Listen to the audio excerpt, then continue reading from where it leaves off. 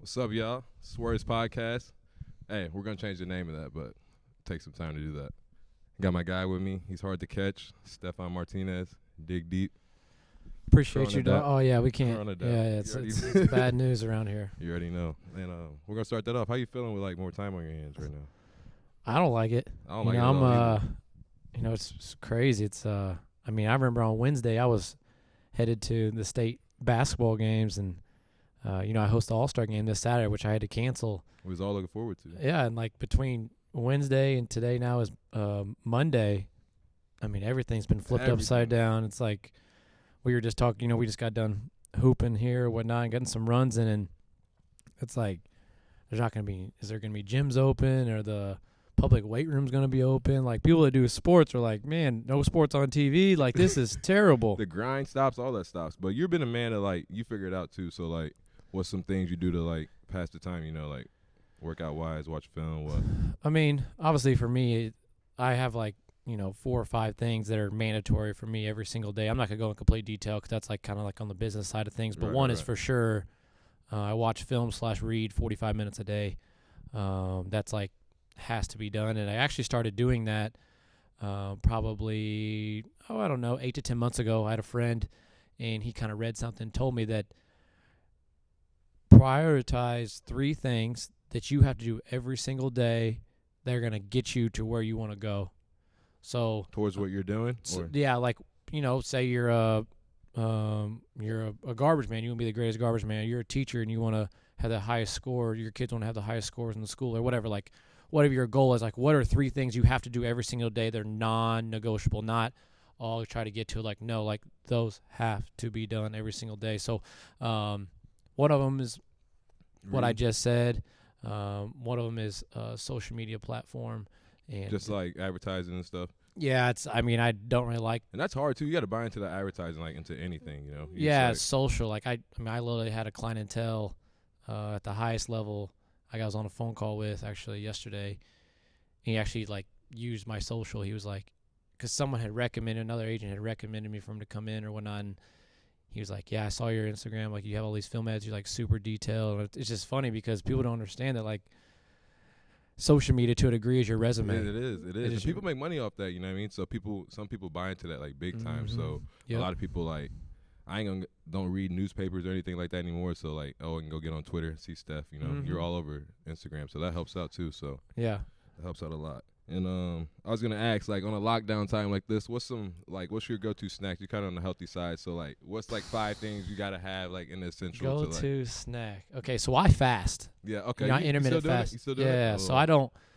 So me and my friend, DJ Hardy, we're on a regiment right now. We work out at 5:30. I've been seeing that. So we work out at 5:30, but I don't eat till 1. Ooh. And I usually try to cut out everything out by like 9. Go-to snack, huh?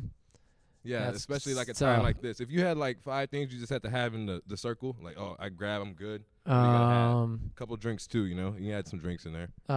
Go-to snacks. That's a really quick. Probably I'm a banana guy. Yeah, I knew you was gonna say that. I actually just ate one over there.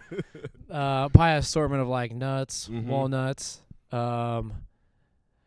I like, and it's probably not the greatest thing for, is peanut butter crackers. Really? That's like So I got a question. When you fast, can you snack? Like, no, you can't, nothing. Of that, just water? That's it. Some people do like black coffee, but I've never had a black.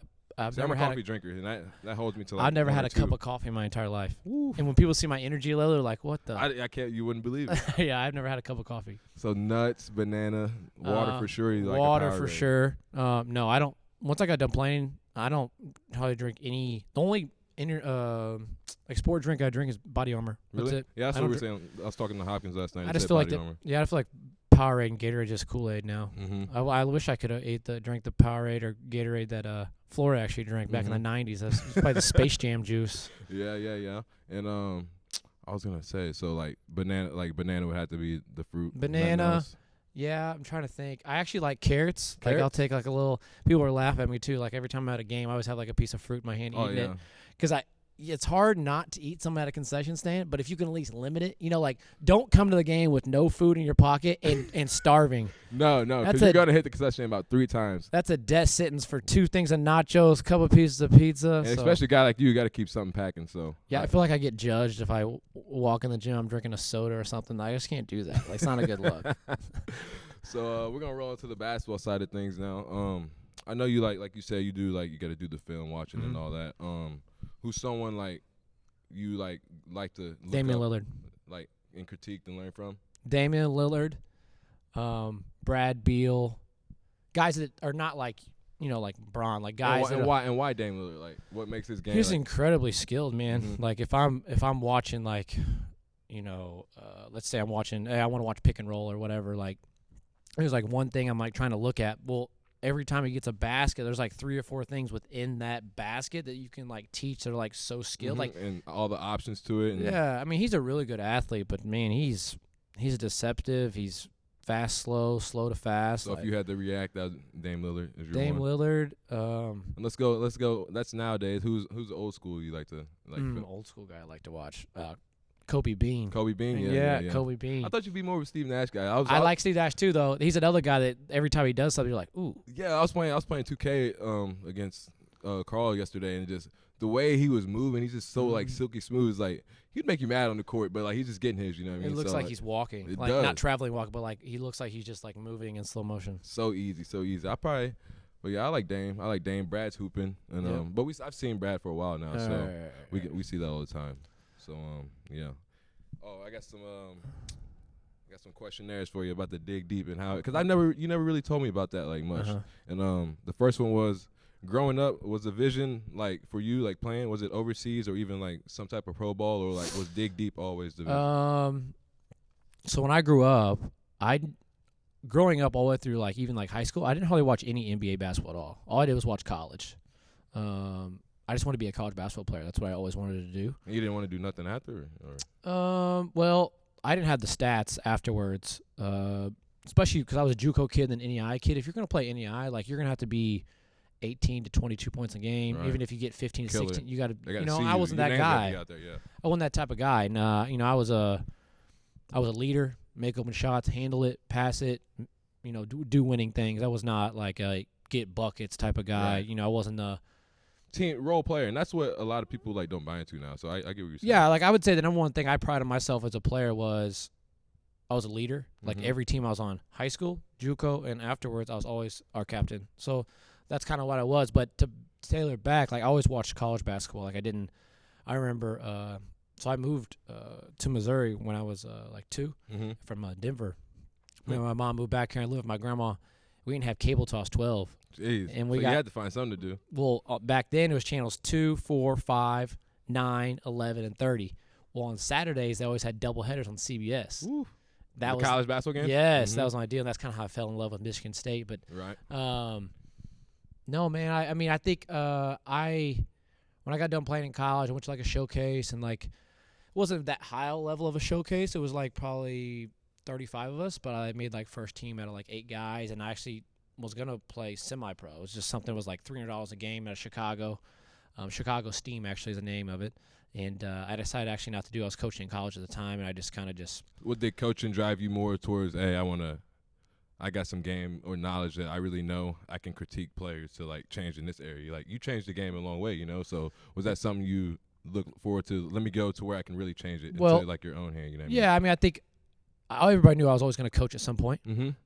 I remember being in church and not paying attention to the sermon, writing plays down on the brochure when I was 7. Small things that lead to that, Right. So I think I definitely have a bigger impact when you're a coach. I get to impact a lot of lives. Yeah. Different programs, that type of thing. Do you consider yourself a coach or a teacher? Yeah, for sure. Yeah. Whether you're a skills guy or you're on a staff, at the end of the day, you're still coaching players and trying to maximize what they're. It's just a different realm of and I didn't know how you looked at it. That's why I've asked you, So I didn't know if you consider yourself, hey, you can come learn from me, or you're hey, I'm a coach, But I get what you're saying with the coaching side of things. I think everyone's a coach in a way. I think it's both sides. I think me included, us coaches are getting a habit of do this. And I over my career, I'm still only 29 now, but in 14, 15, 16, 17, I was probably more like, do it this way. Now, like, my last 3 years, and it's probably because I've been around more high-level players.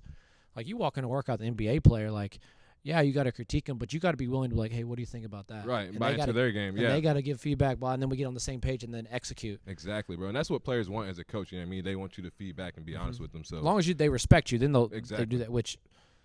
Was that hard to get some respect at first, or? Well, the hardest thing was when I was, like, coming out of college, like, I was JUCO and NEI guy. You're about their age. And then everybody was predicating how I can coach based on I was a player, which I'm past that now. Nobody even, like, you ask people around here, they don't know where I went to school. Right. Which is fine. Unless I love we that. know you, yeah. You're based on what you are now. You know, it's just like any head varsity coach, like, yeah, like, you can get a job because you're a former player, but it's based on how good of a coach you are, your results, you know. It's a result-based sport. And how things turn out. And so, like, were you just went in? Who was your first client? Like, you went in blind. Like, did your first client like really buy into you, or what? Did it take a couple? Well, once I got to playing in college, I came home on spring break. We lost in the conference tourney. Was that when you were at Illinois? At Lyon. Lyon College in Arkansas. Mm-hmm. And I was just like, hey, I'm gonna start training some kids, and trained finished for like 4 or 5 days. And I finished school out in May. And I came back. I started just training some people, blah, blah. And I, come to find out, Courtney Belcher, that was my first professional client. A lot of people know who he is. And I actually trained with him before my senior year. And I was going to run my first camp down south, actually at Ellington High School. And it was going to be like 40 kids. I actually had one of my teammates was like going to help me. Well, he had to back out. Is that when you brought him to the Civic Center? It was that summer. But the first thing I brought, was like, hey, I got a camp. You want to come help with it? So he came and helped it. Donovan Jones actually helped with it too. Yeah, I remember that, yeah.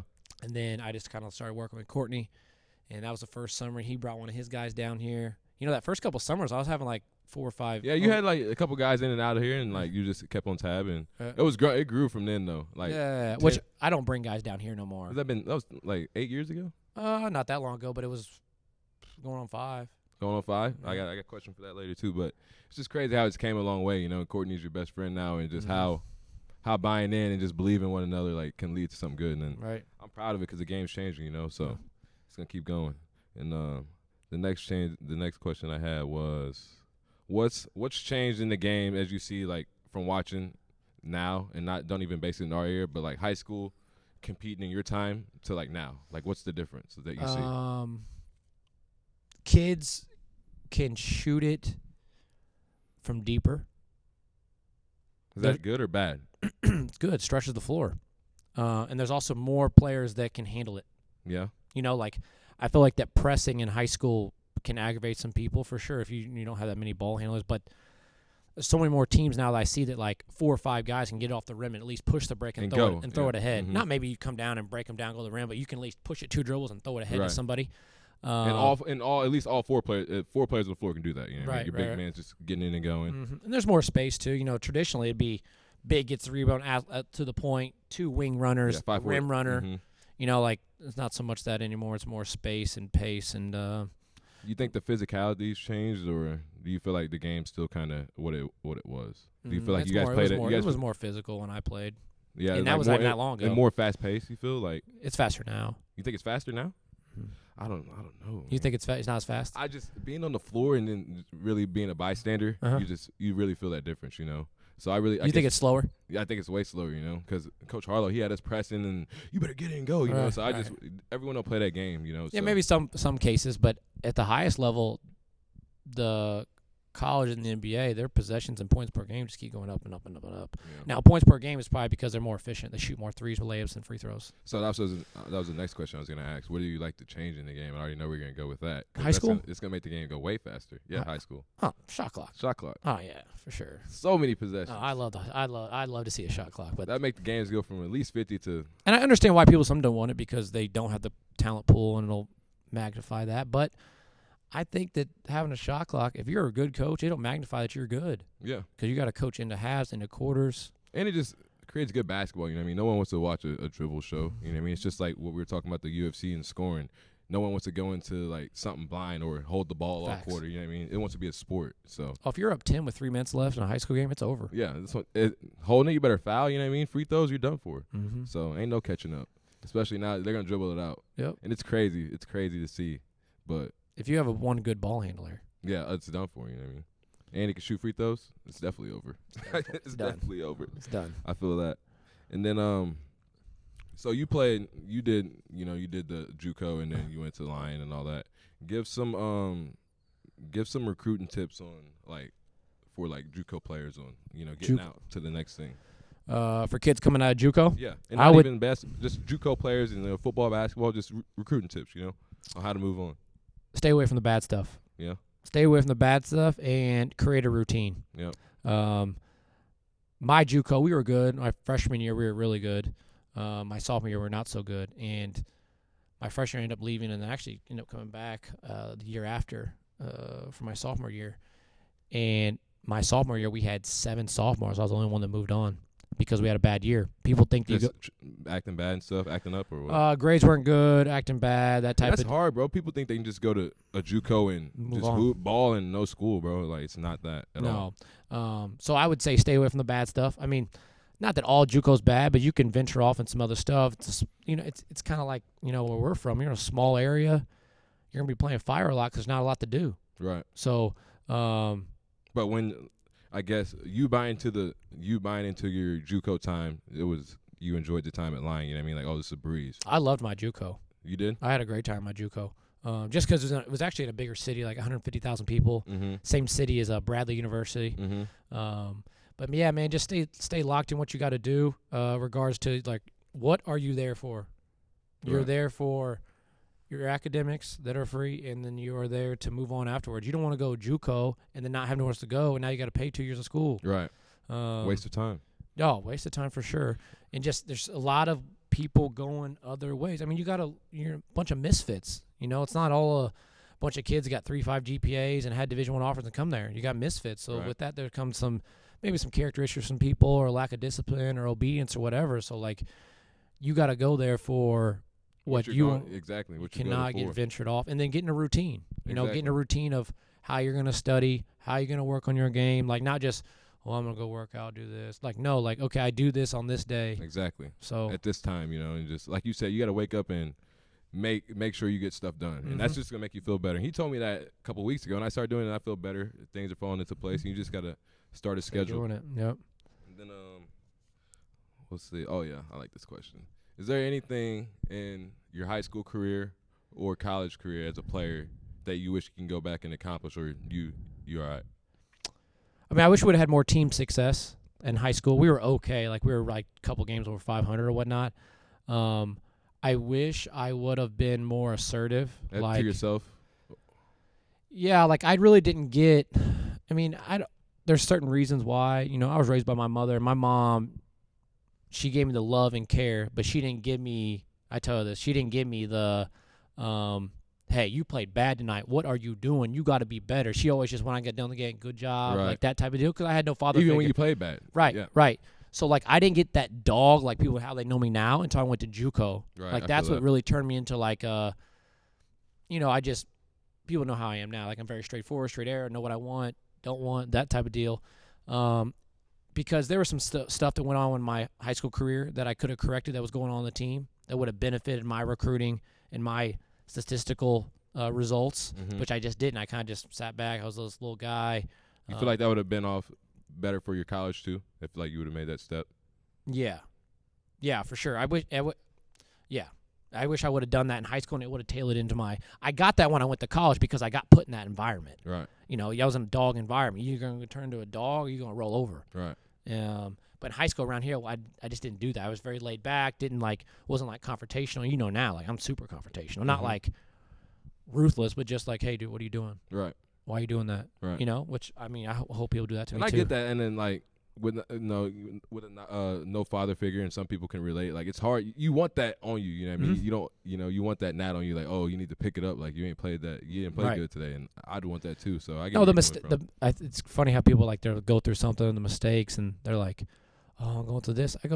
I feel bad for the people who don't have to go through anything. Mm-hmm. What are they made of? What are they made of? Exactly. You don't know. Don't. When the things you've been through are what make you. Exactly.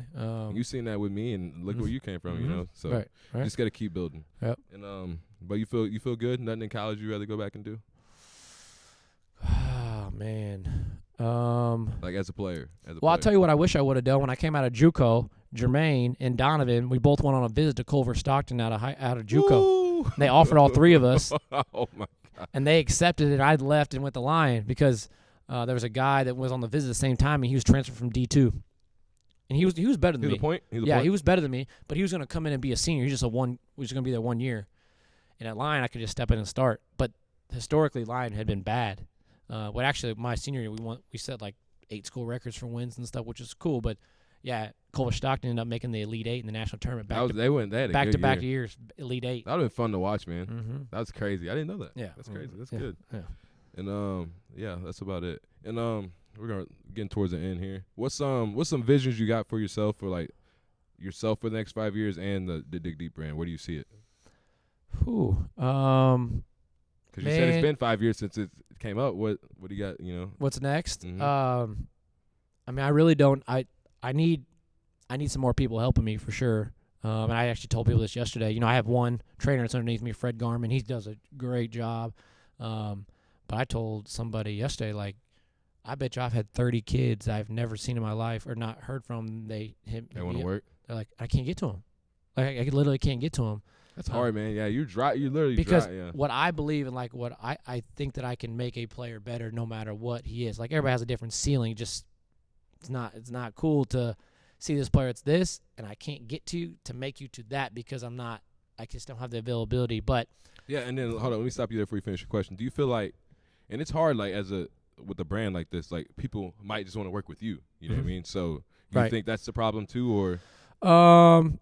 Yeah, maybe because around here, but like I was going to say is that it's not worth it to me to hire 3, 4, 5, 6 trainers around this area just so more kids can come in and work with DigDeep or create more revenue. Like Fred, I only got one guy. He's stamped. So people know, like, oh, Fred must be legit because Steph's only got one guy. Right. Like I could hire like 3 or 4 more people I wanted to, but I don't want to do that. Right. It just sucks because I'm a one-man show, So I think that having more people underneath the umbrella. This year I'm going to be involved with some more pre-draft stuff. Depends on what happens with the NBA season. And we don't know what's going to happen or whatnot. But man, I'm just keep building, man. Basketball is what I do. I can't imagine doing anything else. I mean, maybe I'd take a college job down the road when I get a family, and because you know how I'm all over the place. I might be flying to Houston tomorrow morning. I haven't booked my flight yet, right. So. But once I get a family and kids and that type of deal, maybe I need to take a job on a coaching staff and be in one city. And is that the goal in 5 years, or is that I guess it's just gonna come? Yeah. I think we're on God's timing. Yeah. I mean, I've been solo for a minute. Yeah. I've been solo since I was like 20, dude. So like I've been 9 years solo. So yeah. I mean, it'll happen when it's supposed to happen. I joke with my mom because I got a little seventh grade brother. Mm-hmm. He's going to have kids before me. I'm 29. Probably begging me, Steph, we ain't going to bring one home. Yeah, I got all cousins that are like 23, 24, 25. My mom was just at a wedding on, Saturday. She sent me pictures. I'm like, I hope you're good with waiting. I'm like, because it might be a little minute. Chilling. She's like, well, you know what? You can wait as long as there's somebody can stand you long enough. She right. knows. Yeah. People joke with me because they're like, dude, you're trying to find someone that's like your mom. You're not going to find your mom. That's hard. Yeah, that's hard. That's hard. It's tough. It's someone that you just enjoy too, because you like a guy like your craft, and they got to buy into that. They got to buy into you, and you got to buy into them. So right. It's a 2 and 2. It's a 2 and 2 thing for sure. Yep. And always in my pod, we get a couple Q&As. I got a couple for you. Okay. What would you rather have? I asked everybody this. Would you rather have $10 million right now to invest in something you might have in mind, or $1 million every year for 10 years, and why? I would rather have $1 million for every year. For 10 years? So you gonna double that 10? So then I can get the compound of interest per million. Okay. I like that. I like that. Yeah, that's a good question though. 10 at one time or 1 and $1 million at one time. Because even if I get that money, I'm gonna stop working. You're gonna stop? I'm not gonna stop working. Oh, you're not? Yeah, no, exactly. That's what I'm saying. Keep going. Can't stop. I see.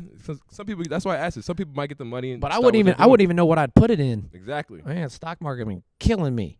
Right now. I only like looking at my phone, and looking at what the market does every morning when I get up. I was reading about that. I don't even want to look at it. But yeah, probably $10 million one time. You want it every 10 years? Mm-hmm. 1 million every 10. All right. What have everybody else been saying? It's been mixed answers. It's mixed. What G-Hop say? I think he said 10 years. 10 years. What Will say? 10 years. 10 Because they said it's more of a method. You know what I mean? You don't want to go broke. You know. Right. You want it incremented. Actually, and like a guy like me, I'm gonna go broke. You know. I'm gonna go splurge. You're gonna splurge, I'm gonna right? Splurge. Yeah. And then you know, everyone wants to get out of here. What's a state you always wanted to reside in besides Missouri? Man, a state I'd like to. You see, Am I by myself or I got a family? Just like your life right now. Right now? Yeah. I would like to reside, for my career, it would need to be one of the five, mainly 4, but 5. One of the 5 cities between L.A., Chicago, Houston, New York, Miami. You want that life, huh? Well, it's just because of NBA clientele. Yeah. You know, they don't want to come to St. Louis in the offseason and work out. Yeah, ain't nothing here. No. Nothing. L.A.'s just so, it's so spread. Is there that much basketball out there? Oh, yeah. Guys More like Chicago? In the summers? Yeah, for sure. Dang. Chicago's a beautiful city in the winter. You know, it's about 80, 85 degrees. It's nice there in June and July. But people like going to L.A., man. They like the palm trees, that type of deal. I haven't been out there. I need to get out there. LA's just so spread out. Was it the first time when you went for No, you went. No, I went before that. I love Chicago. There quite often. Houston's nice too. It's spread out too, but Miami's crazy. Miami, yeah, that's the place I want to live in, like young, but it's crazy. It's a crazy place to live. You know, it could be a crazy place to live. It's just so much stuff going on all the time. I know, and expensive too. Well, all those are. Well, Chicago's expensive too, but they're all pretty expensive. But Miami can swallow you up, man. I mean, Better stay to the grind. Yep. Better stay to the grind. Locked in. So. And then the last question I was gonna ask you. You're the basketball guy, right now. What 2 players are you starting a franchise with in the NBA and like around, and they're on the same team? You're grabbing 2, you're putting them on the team. These are the guys. All those I get 2 pieces. Yeah, 2 pieces. These are the guys. Let's ride, and you build around that. I'm gonna take 2 pieces. I'm taking LeBron and KD. KD? Yep. I mean, obviously right now he's not healthy, right? But yeah. I mean, if he don't get hurt, he might be the best player in the world. KD? Maybe. He was going crazy. Bro, I don't like. I'm not a KD fan, but he just gets it, bro. He's the most effortless score I've ever seen in my lifetime. Like, just so easy and so long. Like, shoot right over top of you. Bro, he was giving LeBron problems at last finals, and I love LeBron, but it's just, well, KD gives him problems. See, I don't think Giannis can really give him problems. Who? KD or LeBron? Giannis can't really give LeBron problems. No. Because LeBron, I mean, Giannis is kind of him younger. You know, he doesn't really shoot it, but he wants to like bump you and be physical with you. You can't do that to LeBron. Right. KD's like going to shift you laterally and shoot. He's going to shoot on you. Yeah. Those are the kind of guys LeBron struggles defending a little bit. Yeah, he's not that shifty. Like I was watching Paul George highlights when he was in Indiana. He gave LeBron problems, bro, because he, shifty. One of the most underrated shifty players in the NBA. Oh my dude, he's unreal. Nice. He's got a nice hezo too. It was unreal. But what you got planned tomorrow? What's your schedule like? Well, I guess I'll work out at 5:30, get done about 7:30, go home, shower, get a gallon of water. All the way till 1, huh? All the way till 1. But I'll be honest with you, during my fast, I'd be pretty locked in. Like you don't even think about the food? You're just so busy and like maybe like 11:30, I'll like get a little bit of hungry or whatnot. But I'd be pretty straightforward. But yeah, I'll knock all my business stuff out. I'm starting to schedule my summer and with clinics and stuff. We got a bunch of clinics on the table and see what Fred's got going on. But this whole virus deal, we don't know what's going to happen. Don't know what's going to happen. I mean, NBA might be back day by day, mid-May. Yeah. Yeah, who knows? I guess everything's slowed you down too, huh? Mm-hmm. It takes a toll on everybody, man. Oh, dude. It's just hard times. Man, I wish I was in college or high school. No school. I've been giddy. I still got to do online, though, which ain't bad, so I'm going to get used to it. That's what we're talking about, these high schools trying to do online for high school kids. You want a 15-year-old kid to do homework online? You've lost your mind. Bro, online is dedication. You know what I mean? Like, oh, am I going to wake up today and do my homework before midnight? You know what I mean? Most people ain't sitting down until 11 o'clock. You ain't getting that done. You ain't getting that done in an hour. Yep. So it just takes some adapting. That's true. Give the people something to say, about your brand, any shout outs. So shout out my guy Fred Garman. Yep. That's who with us now. Shout out to all the parents, players, administration, all those people that believed, Central and everybody's been just believed in what I've done. There's another guy that kind of started doing what I do. He's like, man, how do you do? I'm like, bro, you just got to get people to believe in what you do, and they'll do anything for you. I told the dad today, I had a friend, he's been in the military for a while, but he came back. He's been back in the area for like 3 or 4 years. He knows what I do, but doesn't like quite get it. Mm-hmm. He's not like a gung-ho hoops guy. He called me one night. He's like, what are you doing? I was like, oh, I'm eating at such and such. I was at like a player's house. They were feeding me. Next time he calls me, what are you doing? Oh, I'm at a different player's house. They're feeding me. He's like, so let me get this straight. You work their kids out. They pay you to work, players out, and then they feed you. I said, man, look, if you will take care of someone's child, they're gonna buy into you, bro. Not only like the basketball side, like skill, but like your family, like big bro, like character, like teach them how work habits and like things that can they'll do all anything that, for you. I mean, all that, yeah, and that's how it comes to, bro. It's like a family, like Brock and them. It's not no coaches, big Facts. bro. You know what I mean? They can come to you with that, Facts. even besides sports things, just life facts too, and that's a good connection. For sure. And so my social media, my Instagram is just DigDeep Basketball. My Twitter is at my name, which is at Stephon Martinez. Facebook, same way. There's 2 separate pages, DigDeep Basketball, and my personal page. I'm just now on TikTok. I'm not really. I'm not really a fan. I'm doing it just because I got to, but I guess I'll chilling though. Yep. But yeah, Steph, man of the people, hard man to catch though. You can catch him. Feet on the wood though at any gym around here. So if you catch them, go give them a talk. If your feet ain't on the wood, it's not a good seat. Shout out my guy Daniel Poneman. That's what he told me. That's Josh's agent. That's the trend. He said if your feet ain't on the wood, it's not a good seat. It's not official. So we make it happen all the time. That's true. Hey, I appreciate you guys, and we'll be back soon. Appreciate you, Steph.